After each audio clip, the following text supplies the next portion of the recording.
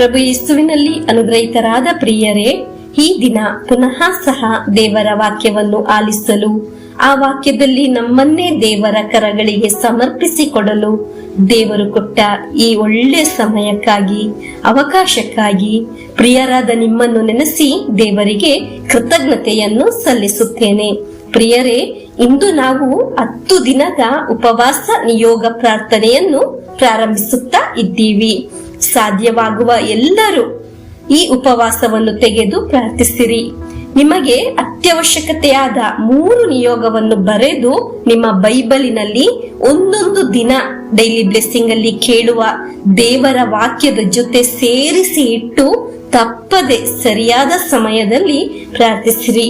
ಯಾವುದೋ ಒಂದು ಸಮಯ ಎಂದು ಯೋಚಿಸದೆ ಸಾಧ್ಯವಾದರೆ ಈ ಬೆಳಗಿನ ಜಾವ 6 ಗಂಟೆ ಸಮಯದಲ್ಲೇ ನಿಯೋಗ ಪ್ರಾರ್ಥನೆಯಲ್ಲಿ ಭಾಗವಹಿಸಿ ಪ್ರಾರ್ಥಿಸಿರಿ. ಪ್ರಿಯರೇ, ಉಪವಾಸದ ಪ್ರಾರ್ಥನೆಗೆ ದೇವರ ಸನ್ನಿಧಿಯಲ್ಲಿ ತುಂಬಾ ಬೆಲೆ ಇದೆ. ದೇವರು ನಮ್ಮನ್ನು ಹೆಚ್ಚಾಗಿ ಅನುಗ್ರಹಿಸಲಿ ಎಂದು ಪ್ರಾರ್ಥಿಸಿ ನಮಗೆ ದೇವರ ವಾಕ್ಯವನ್ನು ಆಲಿಸೋಣ. ವಿಮೋಚನೆ ಕಾಂಡ 16ನೇ ಅಧ್ಯಾಯ 4ನೇ ವಾಕ್ಯವನ್ನು ಆಲಿಸೋಣ. ಆಗ ಸರ್ವೇಶ್ವರ ಮೋಶೆಗೆ, ಇಗೋ ನೋಡು, ಆಕಾಶದಿಂದ ನಿಮಗೋಸ್ಕರ ಆಹಾರವನ್ನು ಸುರಿಸುವೆನು. ಈ ಜನರು ಪ್ರತಿದಿನವೂ ಹೊರಗೆ ಹೋಗಿ ಆಯಾ ದಿನಕ್ಕೆ ಬೇಕಾದಷ್ಟು ಮಾತ್ರ ಕೂಡಿಸಿಕೊಳ್ಳಬೇಕು. ನನ್ನ ಕಟ್ಟಳೆಯ ಪ್ರಕಾರ ನಡೆಯುವರೋ ಇಲ್ಲವೋ ಎಂದು ಇದರಿಂದ ಪರೀಕ್ಷಿಸಿ ತಿಳಿಯುತ್ತೇನೆ.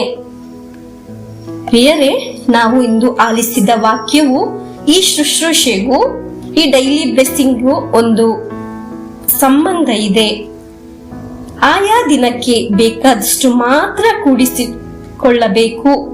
ಡೈಲಿ ಬ್ಲೆಸ್ಸಿಂಗ್ ಭಾಗವಾಗಿ ನಾವು ಒಂದೊಂದು ದಿನವೂ ದೇವರ ವಾಕ್ಯವನ್ನು ಆಲಿಸುವುದು, ಒಂದೊಂದು ದಿನಕ್ಕೆ ಇರುವ ದೇವರ ಅನುಗ್ರಹಗಳನ್ನು ದೇವರ ವಾಕ್ಯದೊಂದಿಗೆ ಸ್ವೀಕರಿಸುತ್ತಿದ್ದೇವೆ.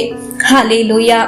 ಇಂದು ಒಂದು ಸಾಧಾರಣ ವಿಷಯ ಎಂದೆಲ್ಲ ಅನಿಸುತ್ತದೆ. ಅವಿಶ್ವಾಸಿಸಲು ಸುಲಭವಾಗಿದೆ, ಆದರೆ ವಿಶ್ವಾಸಿಸಲು ಕೃಪೆಯೂ ಶಕ್ತಿಯೂ ಅನುಗ್ರಹವೂ ಬೇಕು. ನನ್ನ ಜೀವನದಲ್ಲಿ ದೇವರು ಸ್ಪಂದಿಸುತ್ತಾರೆ. ಒಂದೊಂದು ದಿನಕ್ಕೆ ಅಗತ್ಯ ಇರುವ ಅನುಗ್ರಹಗಳನ್ನು ಈಗ ಆಲಿಸುವ ದೇವರ ವಾಕ್ಯದಲ್ಲಿ ನನಗೆ ಲಭಿಸುತ್ತದೆ ಎಂದು ವಿಶ್ವಾಸಿಸಲು ಒಂದು ಕೃಪೆ ಬೇಕು.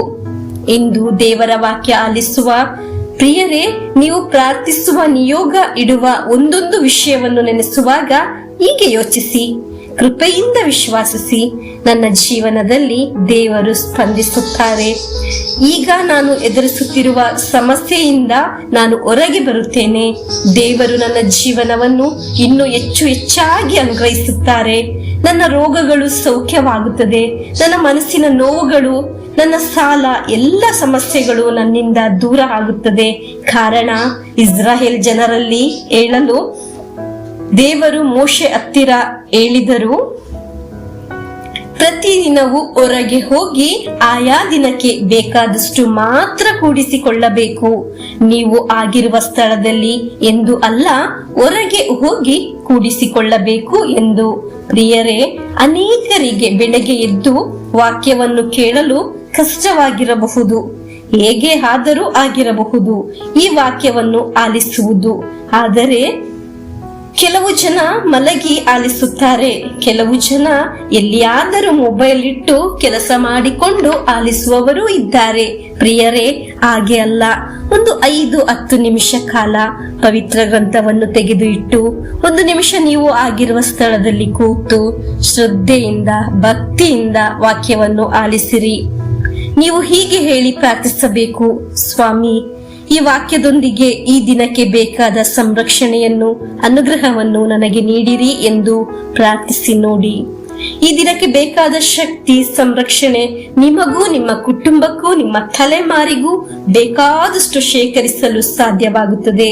ಅನೇಕ ಜನ ಈ ವಾಕ್ಯವನ್ನು ಸ್ವೀಕರಿಸಿದ ಮೇಲೇನೆ 1 ಗ್ಲಾಸ್ ನೀರು ಸಹ ಕುಡಿಯುವುದು, ಬೆಳಗಿನ ಕೆಲಸಗಳನ್ನು ಪ್ರಾರಂಭಿಸುವುದು ಅಷ್ಟು ಶ್ರದ್ಧೆಯಿಂದ ಮಾಡುವವರು ಇದ್ದಾರೆ.